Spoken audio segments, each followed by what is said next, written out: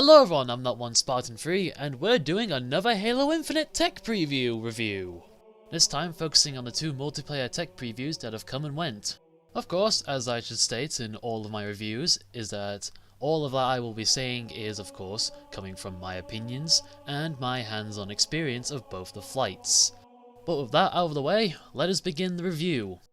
Starting off, I shall talk about PvP as a whole, both good and bad. Starting with the good. Multiplayer felt fun to play. It is obviously a much more different scenario than fighting bots. In a good way, of course. Hell, I probably found multiplayer a lot more fun with pretty much friends around. Probably because of the dumb shit that we pretty much did. And it was just funny. And there are of course times where you can get great moments when killing players.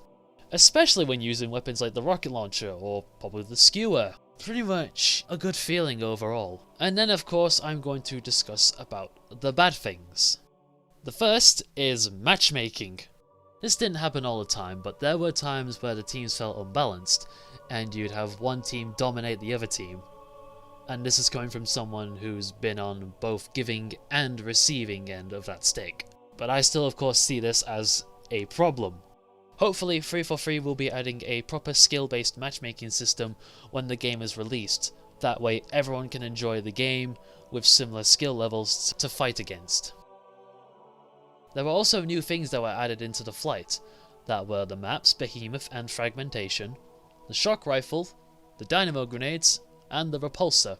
I'll start with the shock rifle. The shock rifle is a precision rifle that can be a powerful weapon when you land your shots. With the magazine only having 4 shots, it is much wiser that you basically take your time with your shots and aim them at the correct targets, for the shots have a very good impact. And the shock rifle can EMP vehicles. Do correct me if I'm wrong though. But I definitely see the shock rifle as a nice little weapon to basically spice up the game. When I tried it I was a bit iffy with the rifle itself, but hopefully when the game fully releases I can actually develop a skill in how to pretty much use it. Next up, the Dynamo Grenades. They are literally shot grenades. Once it's thrown, it sends out an electric aura around the grenade, and once anything comes close to the grenade, a bolt of electricity will travel towards the target and damage it. But when it comes close to any vehicles, it EMPs the vehicles, giving the players another choice to EMP vehicles instead of using a plasma pistol, which is a very nice gameplay dynamic. Gives you more options to disable enemy vehicles. And there's the repulsor. The repulsor is an item pickup that when used, it sends anything in front of you flying the opposite direction. Or it can be used as a means to jump higher, which makes for great parkour skills. All of these items are very interesting in their own way. Now let's talk about the maps, starting with Behemoth. Behemoth is a really lovely map. I'm a fan of open maps, so I definitely enjoyed this map. I love the setting the map has gone for, being set in a desert with various forerunner structures both on the map and in the background. The map felt proper alive and is engaging to play on. I really personally enjoyed it, of course. It's a good map. Now let's move on to Fragmentation.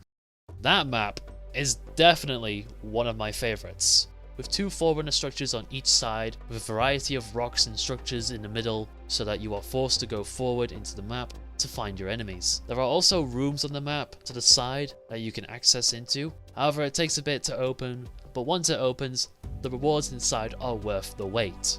And I also like the idea of the pelican drops, with them dropping off certain vehicles like ghosts, wasps, banshees and scorpions to pretty much give the battlefield a much more live dynamic to them.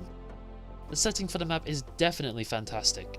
It really makes you feel like you are on Zeta Halo, and it shows what the campaign might be like with its environment. But overall, both these maps are amazing and fun to play on. Next up is the training mode. It's another way for players to get used to the environments they will be dropped into, and also allows them to increase their skills and learn where all the items spawn, along with finding any exploits you could pretty much abuse. If you could find any, that is. But I'm sure you guys will. The training mode can also let you change the settings around, meaning you can change your own weapons as well as pickups, and also changing the difficulty of the bots that spawn in and how many you want on the map. And there's also settings that let you have infinite ammo, and one that makes the bots pretty much not attack you. Although one problem I've come across with training is that the ally bots do tend to spawn in one area and pretty much merge together. That is something that needs fixing, but I'm sure 343 can of course fix that problem before launch. But overall, I do think training mode is pretty good. I do recommend this to like new players who really want to basically understand how the weapons work and pretty much get a sense of how to play the game. Like, probably the Academy overall I'll recommend to new players. And the final thing I want to talk about is the vehicles, because they are of course very fun to use. Even knowing they are pretty much the same vehicles from the previous Halo games, there's still quite a bit of enjoyment to them, starting with the Ghost, because I've pretty much played with that one the most. It definitely has a lot of speed, like you can feel like how fast it can go, and it definitely does pack a punch against enemies. And there's also one thing I noticed about the Ghost sound, is that when you move normally, the sound reminds me of Halo Combat Evolved's Ghost, in a sense. Like, if you ever go back onto that game and pretty much just get in a Ghost, drive around with it, and then compare it to the Banished Ghost sound.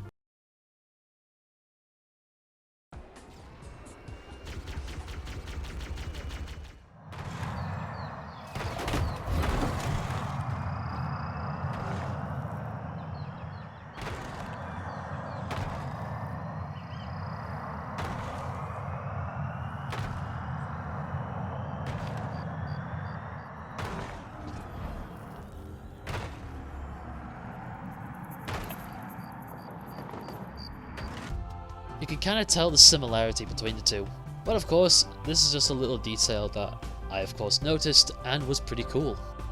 The Warhog is pretty much the Warhog, nothing new or special that I noticed.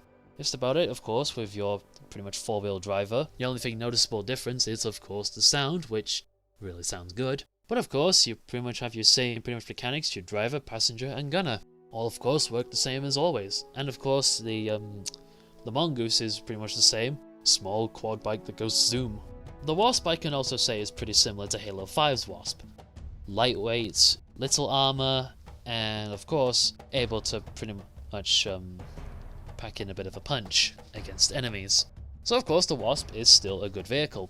But sadly I cannot say much for the Scorpion and Banshee because I haven't had much of a chance to play with either of them properly. But I will probably talk about the vehicle damage system. It is a very interesting detail that 343 has decided to add to the game, and seeing it in person really made me feel like I had to be careful with my vehicle while still using it for what it's designed to do.